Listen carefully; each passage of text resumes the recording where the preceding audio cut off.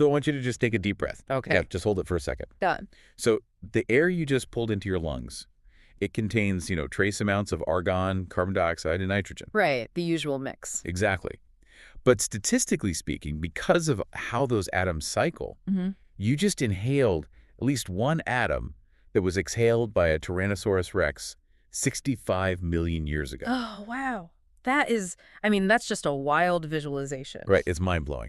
And that's exactly what today's deep dive is all about. We are decoding the invisible architecture of that breath Oh, and, well, literally everything else around you. yeah, because our sources for this dive provide this foundational framework for the rules of matter, right? The chemical transformations. That's the ultimate rule book. It's essentially the rule book for how the entire physical universe operates. And it's a profound shift in perspective once you start looking at the world this way. It really is. So our mission today is to take you on a journey. We're starting from the absolute tiniest building blocks of reality, those microscopic particles making up that T-Rex breath. And then we're zooming all the way out. Exactly. All the way out to the fundamental laws that govern how every single thing in the universe interacts and changes over billions of years. And what's truly fascinating is that you don't actually need a PhD in quantum mechanics to see this matrix. Thankfully. Right. The universe is infinitely complex, but the underlying rules, they're surprisingly elegant. Once you understand just a few key behaviors of these invisible particles, the everyday physical world starts looking like a collection of random objects. Right. It starts looking like a highly choreographed dance. A completely perfect dance. But okay, let's unpack this. Before we can understand how the universe changes, we first have to understand exactly what it's made of. The Legos of reality? Exactly, the Legos.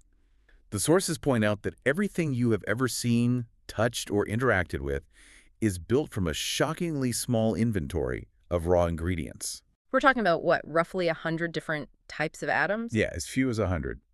That tiny catalog combines to build everything, from the screen you're looking at right now to, the neurons firing in your brain. It's incredible. I always find it helpful to think about classifying matter kind of like organizing a massive industrial kitchen. Oh, I like that. Right, so at the base level, you have your elements.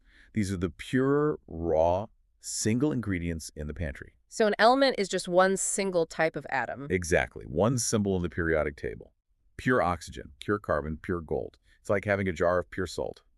Okay, so that's the elements, but then you have compounds, Right. which is what happens when those raw ingredients undergo a fundamental transformation.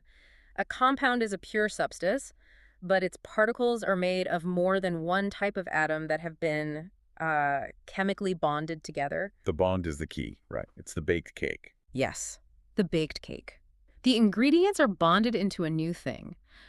When hydrogen and oxygen bond to form water, or you get carbon, hydrogen, and oxygen bonding to form glucose, the original properties of those single elements are totally overwritten. Which is wild because, okay, water puts out fires, Right.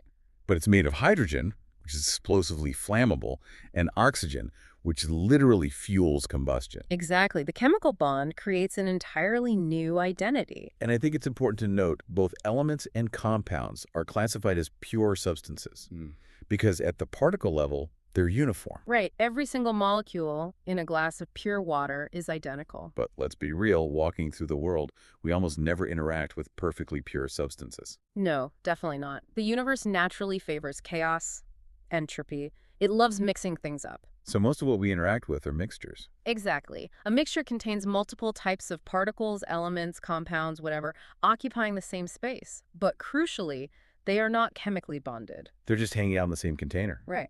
Back to the kitchen analogy. A mixture is your salad. You throw lettuce, tomatoes, and cucumbers into a bowl. They're physically occupying the same space, but the tomato hasn't chemically fused with the cucumber. Right. You don't get a new tomacumber molecule. Exactly. You can physically reach in and just pick the tomato out. And we categorize these mixtures based on how thoroughly that blending happens. So homogeneous versus heterogeneous? Exactly. If the particles are completely uniform down to the microscopic level, like the air you're breathing or seawater, we call that a homogeneous mixture. It just looks like one continuous substance. But if it's uneven, then it's a heterogeneous mixture, like your salad or Italian salad dressing, where you can literally see the oil and vinegar separating. oh, or orange juice with pulp. Yes, the pulp is the dead giveaway. If you have to shake the bottle before you drink it, you're dealing with a heterogeneous mixture. That makes total sense. But Moving past just labeling these things, the why it matters part is huge.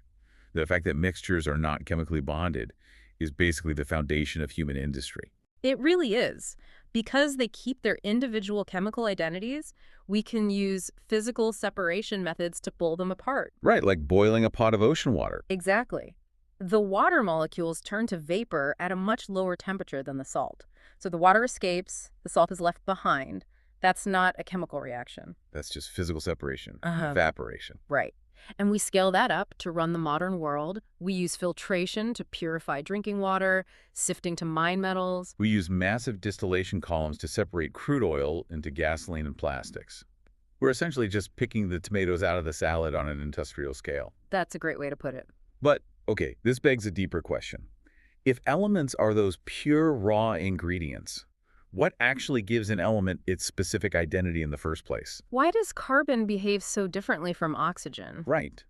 To answer that, we have to zoom way in, past the visible light spectrum. We have to look at the anatomy of the atom itself. And what's fascinating here is that when you visualize an atom, you have to embrace this massive paradox. The empty space thing. Yes, the atom is almost entirely empty space. If you scaled an atom up so that its outer edge was the size of a massive sports stadium. The dense central core, the nucleus, would be just a single marble sitting on the 50-yard line. Exactly. It's tiny.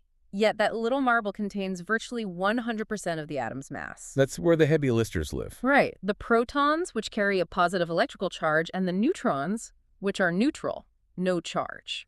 And the protons are the absolute key, right? The atomic number. The count of those protons is the anchor of reality. It's the defining characteristic of an element. If a nucleus has 6 protons, it is carbon.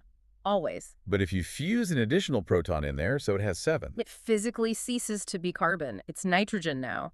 The proton count is the ultimate unchangeable ID badge. Okay, but here's where I want to push back a little, or at least ask what I think a lot of people are wondering. Bert, go for it. If the protons in the nucleus act as the ultimate ID badge, but they're locked away as this tiny marble in the center of a massive stadium, they aren't touching anything when 2 atoms bump into each other. Right, the nucleus is way too insulated. So what are the electrons doing way out there in the suburbs of the atom? Why do they matter if the protons are the ID badge? That is the perfect setup, because if the protons tell you who the atom is, the electrons dictate its personality. The personality, I like that. Right, electrons are these tiny, negatively charged particles forming a dynamic cloud around the nucleus. And because they're on the outermost edge, the valence electrons, they're the only things that come into contact with other atoms. They're the socialites. Yes. Yeah. Socialites of the atomic world. They completely dictate chemical reactivity and the urge to form bonds. So the protons are the ID badge, but the electrons tell you how aggressively it's going to behave at a party. Exactly. And because we have over 100 different elements, each with unique electron configurations, scientists back in the day were staring at a chaotic mess of chemical behaviors. They desperately needed a master map. And that pursuit gave us the ultimate cheat sheet, the periodic table. Here's where it gets really interesting, Okay. because I always look at the periodic table as the most highly strategic seating chart at a giant wedding. A wedding seating chart. Okay, I'm trying. You do not place guests randomly.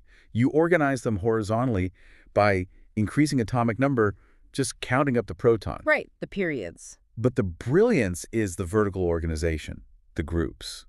You organize the families by how volatile they're going to be after a few drinks. That's actually brilliant because the vertical columns, those families, they share nearly identical outermost electron configurations. They have the same arrangement of socialite electrons. Right, so they share highly related chemical properties. Every atom wants a full, stable outer shell of electrons. So if we look at group 1 on the far left, the alkali metals, Oh, they are highly reactive. where the guests sweating nervously Yeah. because they hold exactly one extra ticket, Yeah. one extra electron that makes them highly unstable. They are desperate to get rid of it. And then you look across the room at group 17 on the far right, the halogens. The bouncers. Exactly. They are exactly one ticket short of a full outer shell. They are violently desperate to acquire one electron. So when you put group 1 and group 17 together, Their reaction is dramatic, immediate. The group 1 atom aggressively throws its extra electron to the group 17 atom. and that exchange snaps them together into a chemical bond. Right. You take sodium, a highly reactive metal from group 1, and chlorine, a toxic gas from group 17, and boom, They form sodium chloride, everyday table salt. The ultimate personality change. Truly. And then, sitting right next to the rowdy Group 17, you have Group 18 on the far right edge. The noble gases, helium, neon. They already have a perfectly full outer shell. So they're the VIP guests in the back who refuse to mingle with anyone. They are completely non-reactive. And if we connect this to the bigger picture, this isn't just a list, it's a predictive tool. When Mendeleev developed his version of the table, he left blank spaces for elements that hadn't been discovered yet. Wait, he just left holes in it.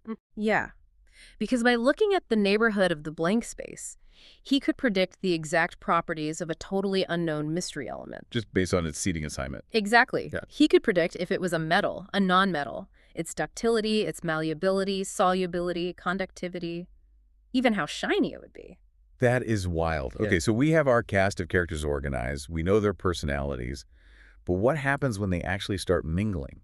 The art of transformation. Right, we have to draw a hard line between a physical change and a chemical change. So a physical change alters the size, shape, or state of matter, but the original substance is still intact. Like melting an ice cube, or taking a piece of aluminum foil and crumpling it into a ball. It looks different, but every atom is still pure aluminum. But a chemical change means the original substances, the reactants, transform into entirely different pure substances. The products. Yes, the chemical bonds are actually broken, electrons are rearranged, and new molecules are forged. But let me play devil's advocate for the listener here. If I boil water and it turns into steam, it looks totally different and it's producing a gas. Isn't that a chemical change? It's a really common misconception, but no, it's just a state change. Physical. Because it's still H2O. Exactly. The thermal energy just makes the water molecules break away from each other, but the bond holding the hydrogen to the oxygen never snapped. Ah, okay. So I think about making caramel from sugar. I used to think that was just melting. A physical change. Oh, caramelization is a severe chemical change. Right. The heat physically vibrates the bonds between the carbon, hydrogen, and oxygen until they snap. You get water vapor releasing and complex new flavor compounds forming. You can never uncaramelize that sugar. Exactly. Think about your everyday life, what stands out to you as a true chemical change versus a physical one. Reversibility is a good mental check, but you really look for evidence like energy changes. Endothermic versus exothermic. Right. When old bonds break and new ones form, there's an energy difference. If the new molecules need less energy to hold together, the excess blasts out as heat or light, exothermic, like fire. And if they steal heat from the room to form, it gets cold. Endothermic. Exactly. You also look for unexpected color changes. Like a shiny bicycle sitting in the rain and turning into flaky orange rust. That's the iron reacting with oxygen to form iron oxide. Or, my favorite, the formation of a precipitate. Explain that one. You mix two completely clear liquids, the molecules swap partners, and suddenly a solid powder just materializes out of nowhere and falls to the bottom. It looks like literal magic. It really does. Or the formation of a completely new gas, like dropping zinc into acid and watching pure hydrogen gas bubble up. Right, a newly forged gas, not just steam. Okay, so when these chemical transformations happen, when wood burns or metal rusts, it can look like things are disappearing. It feels like mass is being eradicated. But is it?